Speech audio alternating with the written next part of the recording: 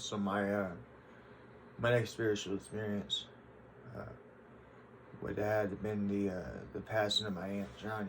I understand that you might think a woman named Johnny, but yeah. She was born in the 1920s. Um, she left me a piece of property. I'd tell you about that in this story because I'm actually really proud about what I did with that property. That shows the handle that way. But my Aunt Johnny probably would have been the only real relative I had, what I considered family, or what I thought family should be, or how one should view one's grandmother or something, She was born in the 1920s. She played on a women's basketball team at her high school, such as that. She was a teacher. And it's really, I laugh about it, but I shouldn't, because it might be offensive, and I apologize if it is, because it shouldn't have ever been this way. But my Aunt Johnny drove when it wasn't legal for women to drive, and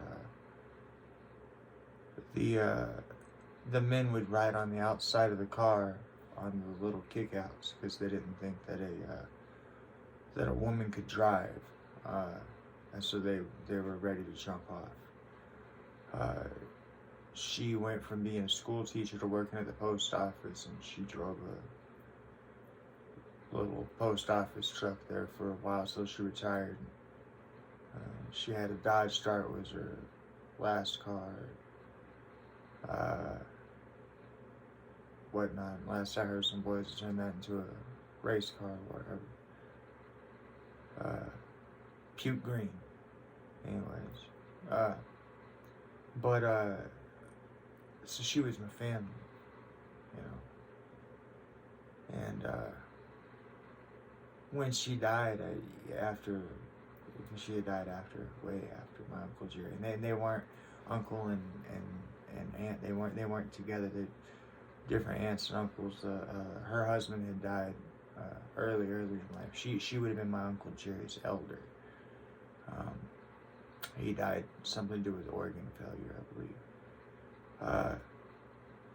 But her husband died, and she was widowed for 50 years, and she lived in the backwoods of Louisiana, where I was born.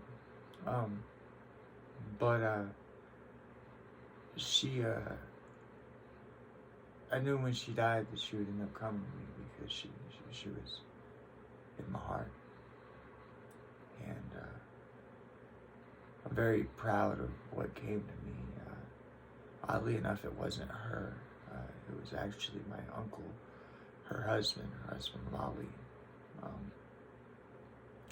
Now, when I tell you that when spirit comes to you in dreams, spirit will come to you in a weird way, I mean that, because what I'm about to say is weird. But it has to be that way, the way it sticks out to you, the way it sticks with you. I know this is strange, okay? But so, first off, the piece of property that she gave me, I'll tell you about that real fast. I inherited 2-something acres from my Aunt Johnny, and I gave them to my cousin Aaron. He grew up there, and she would have been a part of his daily life, and he always wanted to move there. What's so beautiful is that, when my dad passed, I